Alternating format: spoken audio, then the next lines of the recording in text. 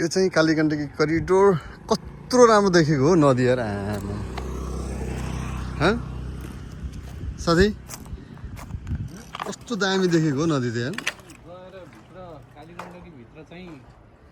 एउटा चाहिँ आदि डुबेर योगा गर्नुपर्छ एकदम हेर कस्तो दामी हो कि यार स्विमिङ गर्नलाई पनि एकदम भेलले लाँदैन ओके टक्क एकदम त्यो जमेको पोखरी जस्तो swimming pool natural swimming pool होइन र यस्तो मतलब एकदम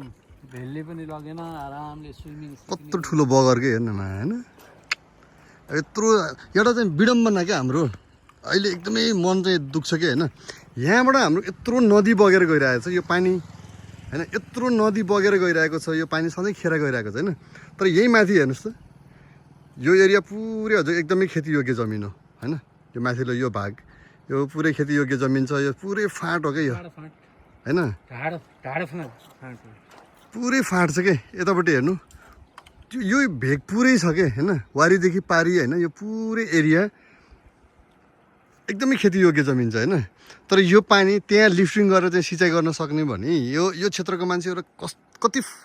होइन आर्थिक हिसाबमा कति चाहिँ मजबुत हुन्थ्यो होला नि के होइन स्याम हेर्दा अब